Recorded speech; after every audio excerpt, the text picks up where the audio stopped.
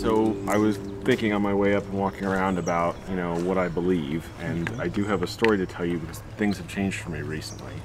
I'm a writer, and about 2 years ago, after 8 years of trying, I sold my first television show to NBC Universal. So I kind of like walked in and just, usually you kind of need to come up through the ranks and work on a show and do all these things and buy a book. And I sort of walked in and said, here's an idea. And they're like, great, and they paid me for it, and it doesn't happen. Like, I remember that was what my reps, my manager and agent are like, you realize this never happens. Like, we didn't even expect that this was a possible outcome, So it was a huge deal. After 8 years of trying, I'm finally, not a failure anymore.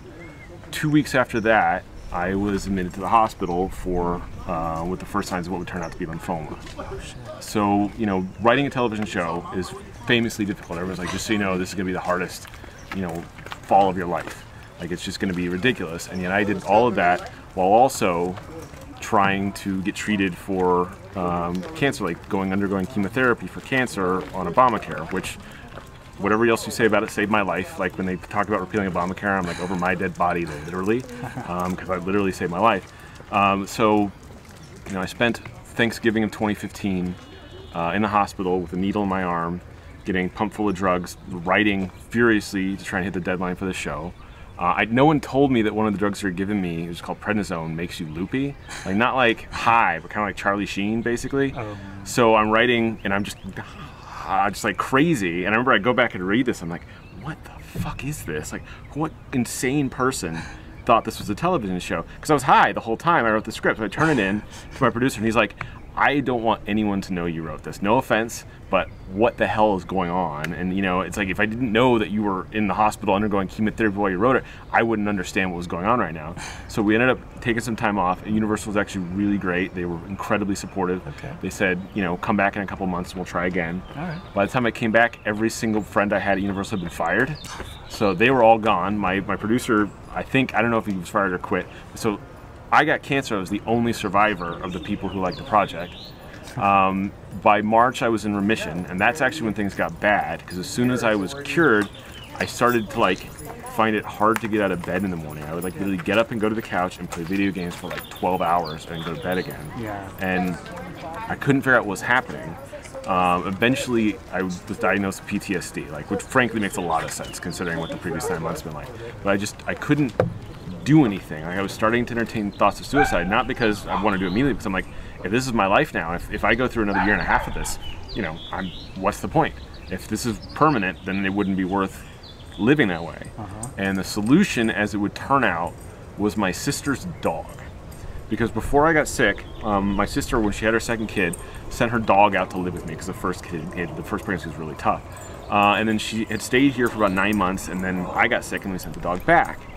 And there had been times when things were so hard that all I knew to do was once I get this done, the dog will come back and we'll go play in the park again. We'll go walk around Canyon, So she finally came back, and then for about 3 months, all I really did is, maybe for the first month, I'd get up, I'd feed the dog, we'd go outside, she'd poop, we'd walk and come home, and then I've already accomplished something. Yeah. Now I'd just try and do one other thing that day. Let's try and vacuum today. And then 10 hours of video games, but vacuum first. Let's try and leave the house. Let's try and go out and get some exercise. Let's try and go get groceries. And just slowly, let's try maybe even write. Maybe, And slowly over the course of a couple of months, I built back and, got to a point where I actually, could do things again, where I felt normal again. And it literally took probably 6 months. Wow. So in the last week, I finally agreed with my sister that my nephews have been begging her for the dog back. So this is we're up today on what is probably our last walk in Runyon Canyon. Oh, man. And then she's going back to Denver, and I'm really pissed about it. But even though I know, it was what we always agreed on.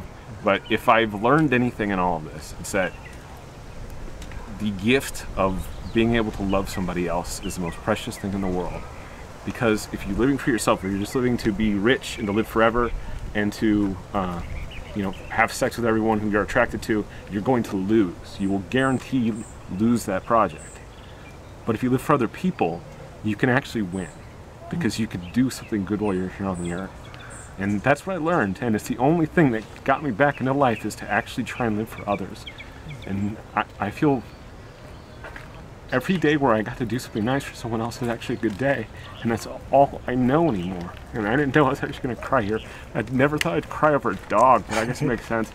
But anyway, that's what I've been dealing with lately, and I feel it's actually easier. Everything else I do now is so much easier because you have so much clarity of how much shit you used to care about doesn't matter.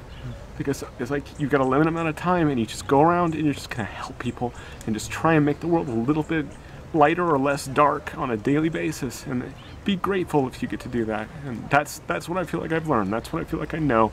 I'm not sure I ever knew anything before I knew that. So that's what 2 years of cancer and television writing have taught me. And that's all I got for you. Thank you so much. That's very nice. Caught me on a weird day. What's your name? Reed. Matt, nice to meet you. Nice to meet you. Have a good one. You too. Bye. Oh, God.